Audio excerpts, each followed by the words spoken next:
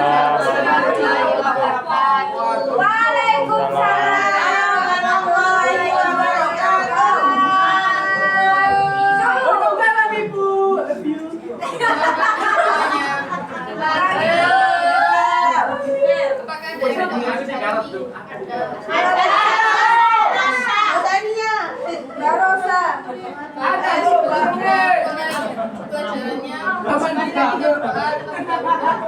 Mbak Silva, iya Bu, apa Bu?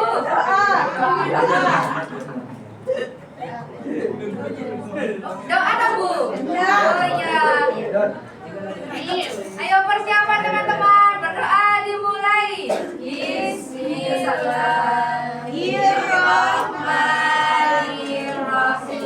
Raditu billahi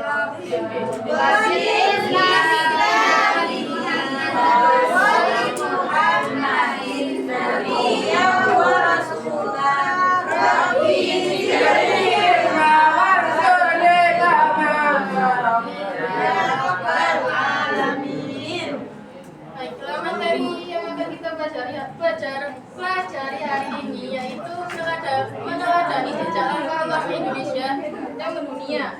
Ada yang tahu apa peran ulama di Nusantara ini?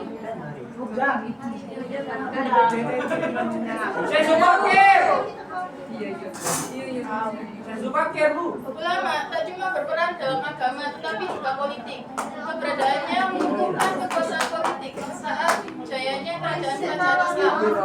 Peran ulama sangat menonjol sekali dalam pemerintahan yang sisinya memperkokoh dukungan para pemimpin, khusus di Asia Tenggara, apalagi Nusantara Indonesia. Dan yang orang tersebut bukan hal yang aneh, contohnya di Kerajaan Samudra Pasai.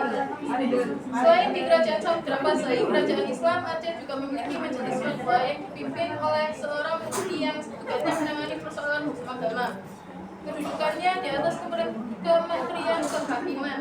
Sistem ini berlanjut hingga ke masa pembentukan Kesultanan Samudra Pasai.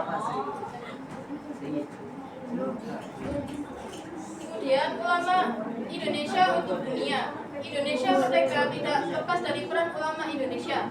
Banyak sekali nama-nama yang dapat kita sodorkan dan menjadi pengingat tentang jejak mereka dalam memerdekakan Indonesia yang sudah kita kenal, antara lain Pangeran Diponegoro, Nyadem, Pangeran Antasari, dan lain sebagainya. Namun kali ini yang akan disajikan adalah para ulama Indonesia yang tidak hanya memberi sumbangsi besar untuk Indonesia, tetapi mewarnai wajah dunia sampai saat ini. Adapun 7 tokoh ulama di Indonesia, seperti yang satu ada Abu Abdul Mufti Nawawi Al-Tonari Al-Bantani, yang kedua ada Syekh Yusuf Abu Mahasin Tajul Halwati Al-Makassari, yang ketiga ada Abu Somad bin Abdullah Al-Jawi Al-Kalibani, yang keempat ada Nuruddin bin Ali Ar-Rawiri, yang kelima ada Syekh Abdul Rauf bin Ali Al-Sikili, yang keenam ada Muhammad Soleh bin Umar Al-Samarani, dan yang terakhir ada Hamzah Al-Mansuri. Yang pertama Abu Abdul Mufti Nawawi Al-Tonari Al-Bantani, yang merupakan salah satu ulama besar asal Tanara, Banten, yang diakui keilmuannya di dunia Islam. Ia dijuluki Sayyidul Ulama Al-Hijaz, yang berarti pemimpin para ulama di tanah suci Mekah, karena kedalaman ilmunya dalam bidang tafsir, fikih, tauhid, dan tasawuf. Ia lahir pada tahun 1813 Masehi dan sejak muda telah menimba ilmu di berbagai pesantren di Jawa sebelum melanjutkan pendidikan di Mekah. Di sana ia tidak hanya belajar dari ulama besar dunia, tetapi juga kemudian menjadi guru yang sangat dihormati.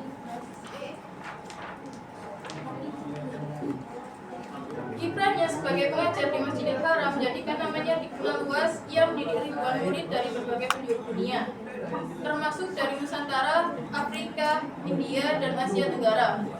Banyak ulama besar Indonesia yang merupakan murid atau terinspirasi oleh karyanya.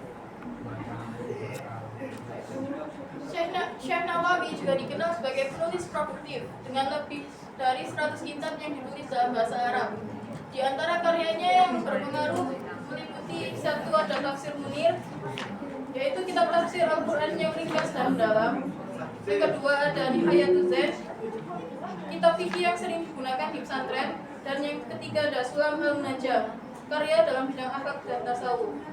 Di Kitab-kitab tersebut hingga kini masih digunakan secara luas di pesantren tradisional atau salafiyah di Indonesia. Adapun keteladarannya, keikhlasan dalam mendidik umat dari berbagai negara, kedalaman ilmu dan kerendahan hati meskipun dikenal sebagai ulama besar dunia. Ia juga rajin menulis sebagai kontribusi keilmuan Islam global. Yang kedua ada Syekh Yusuf Abdul Mahasin Tajul Halawati Al-Makassari, yang merupakan salah satu ulama besar Nusantara yang dikenal luas di dunia Islam, terutama karena perjuangan spiritual dan fisiknya dalam menyebarkan ajaran Islam dan melawan penjajahan. Ia lahir di Goa, Sulawesi Selatan pada tahun 1626. Sejak muda, Syekh Yusuf memiliki semangat tinggi untuk menuntut ilmu agama. Ia mengembara ke berbagai wilayah termasuk Banten, Aceh, Yaman, dan Mekah untuk memperdalam ilmu tafsir, fikih, dan terutama tasawuf.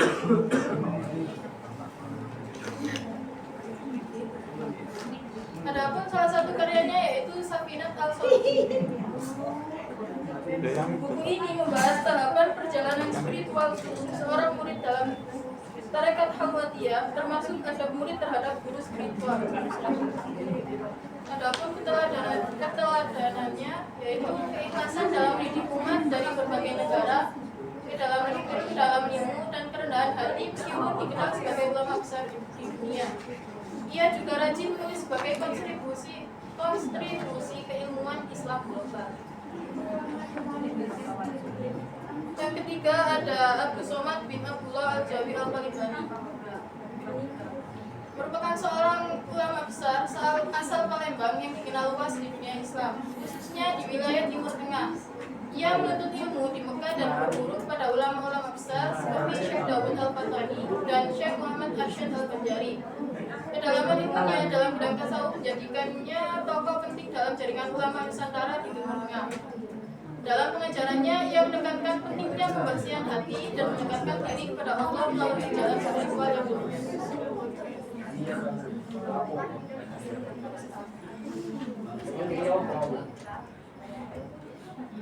Karya terkenalnya ada Hidayatus Shalihin, merupakan ringkasan dari Ihya Ulumuddin karya Imam Al-Ghazali dan menjadi salah satu kitab utama dalam pendidikan tasawuf di pesantren-pesantren tradisional di Nusantara. Selain itu, ia juga menulis Syiar As-Shalihin yang membahas perjalanan spiritual dan etika seorang hamba menuju kedekatan dengan Allah. Melalui karya-karyanya, Abu Somad tidak hanya berperan dalam pengembangan keilmuan Islam di Nusantara, tetapi juga memberikan kontribusi besar dalam memperkenalkan pemikiran Islam moderat dan mendalam di dunia Melayu. Adapun keteladarannya yaitu kombinasi antara pemikiran spiritual atau tasawuf dan semangat jihad. Ia menunjukkan bahwa keilmuan dan perjuangan dapat berjalan beriringan demi membela agama dan bangsa. Yang keempat ada Nuruddin bin Ali Ar-Roniri, merupakan ulama besar keturunan Arab Gujarat yang lahir di Randa, India dan kemudian menetap di Aceh.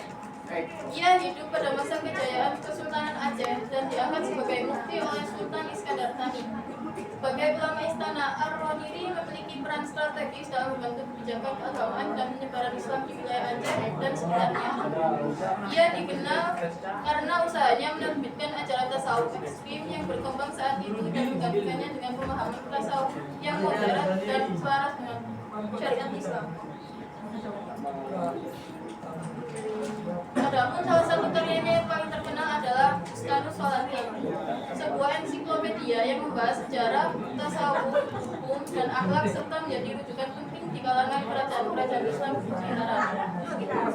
Ar-Roniri juga banyak menulis tentang akidah fikih dan filsafat yang menunjukkan keluasan ilmunya dan pengaruhnya dalam pengembangan tradisi keilmuan Islam Melayu. Melalui karya-karyanya, ia turut memperkuat fondasi Islam yang rasional, beradab, dan bersumber dari ajaran murni Al-Quran dan Hadis. Adapun keteladanannya yaitu keteguhan dalam menjaga akidah Islam dan keberaniannya meluruskan pemahaman yang menyimpang. Ia juga menjadi teladan dalam integritas keilmuan dan dakwah yang kritis namun bertanggung jawab. Yang kelima ada Syekh Abdul Rauf bin Ali Al-Zikiri. Ia juga dikenal sebagai Syekh Kuala yang merupakan seorang ulama besar asal Zikiri, Aceh yang hidup pada abad ke-17. Ia dikenal sebagai ulama pertama di Nusantara yang menulis tafsir Al-Quran lengkap dalam bahasa Melayu, yaitu Tarjuman Al-Mustafid. Karyanya ini sangat penting dalam sejarah Islam di Indonesia karena membantu masyarakat Melayu memahami isi Al-Quran secara luas. Selain tafsir, ia juga mendalami berbagai cabang ilmu Islam seperti fikih, hadis, dan tasawuf. Abdul Rauf Al-Zikiri diangkat sebagai Qadhi Malik Al-Adil atau Mufti Agung oleh Sultan Safiuddin. Dalam posisi ini, ia memiliki peran penting dalam mengembangkan pendidikan Islam dan menyusun fatwa-fatwa penting bagi Kesultanan Aceh. Pengaruh ilmunya tidak hanya dirasakan di Aceh, tetapi juga menjangkau berbagai wilayah Nusantara, yang menjadikannya sebagai figur sentral dalam pengembangan Islam di Asia Tenggara. Adapun keteladanannya yaitu ketekunan dalam menuntut ilmu hingga ke Timur Tengah dan kepeduliannya dalam mendidik masyarakat melalui tafsir Al-Quran dan fikih. Ia menjadi simbol pengembangan pendidikan Islam berbasis Al-Quran. Yang keenam ada Muhammad Sholeh bin Umar Al-Samarani, yang lebih dikenal sebagai Kiai Soleh Darat, merupakan ulama berasal dari Semarang, Jawa Tengah. Ia dikenal sebagai sosok pembaharu dalam bidang pendidikan Islam karena menulis kitab-kitab keislaman dalam bahasa Jawa Pegon agar lebih mudah dipahami oleh masyarakat awam. Salah satu karyanya yang paling terkenal adalah Syarh al-Hikam, tafsir dan penjelasan dari kitab-kitab tasawuf yang klasik, kemudian disusun dalam gaya ilmiah dan kontekstual. Kiai Soleh juga dikenal sebagai guru dari tokoh besar seperti Hadratus Syekh Hasyim Asy'ari dan pendiri Nahdlatul Ulama.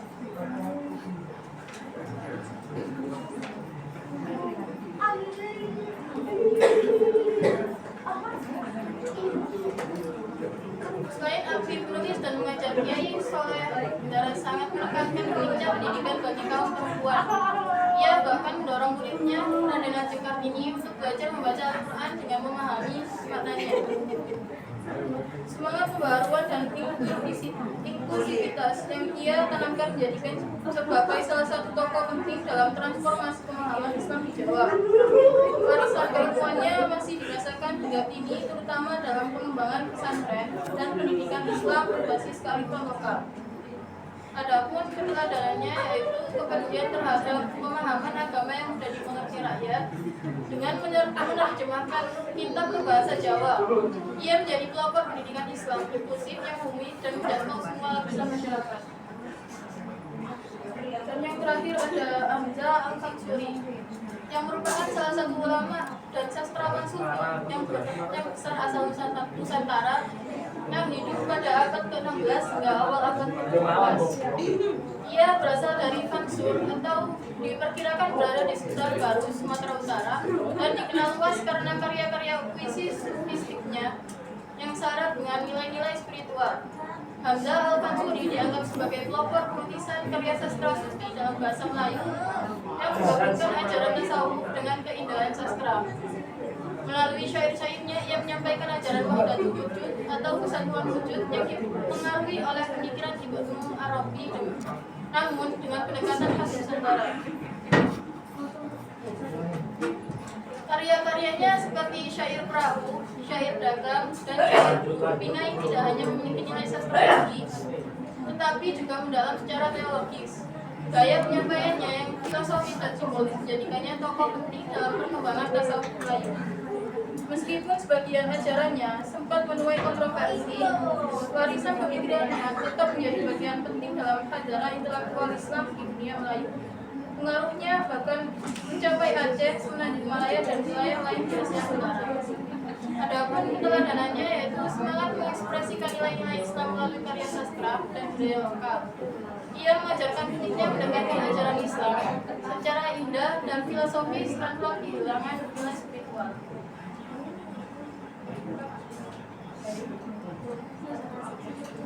Silakan. 5 menit lagi. Baiklah, Ini saya sudah menyiapkan 2 soal. Apakah ada yang mau menjawab? Ada hadiahnya nggak Bu? Ada.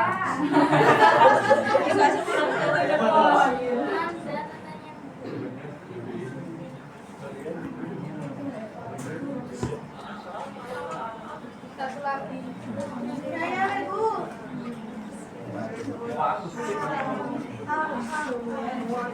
Silakan dibaca Pak Anda.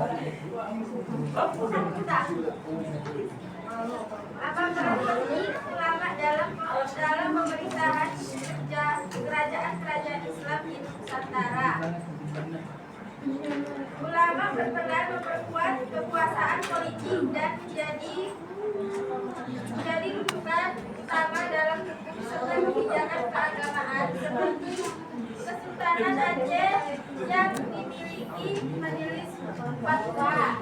Sudah. Baik, terima kasih Pak Manda. Selanjutnya Mbak Risma. Baik, siapa saja Nawawi al-Ghazali dan apa kontribusinya bagi dunia Islam? Jawabannya adalah Syekh Nawawi al-Ghazali adalah ulama asal Banten yang menjadi rujukan ulama Arab dan penulis lebih dari 100 kitab Islam yang dipelajari di berbagai negara. Terima kasih Mbak Risma.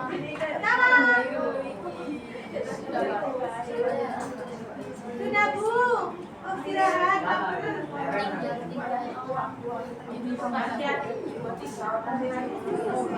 Baik, sekian dari saya. Mohon maaf apabila ada kesalahan. Terima kasih. Assalamualaikum warahmatullahi wabarakatuh. Waalaikumsalam warahmatullahi Warahmatullahi wabarakatuh.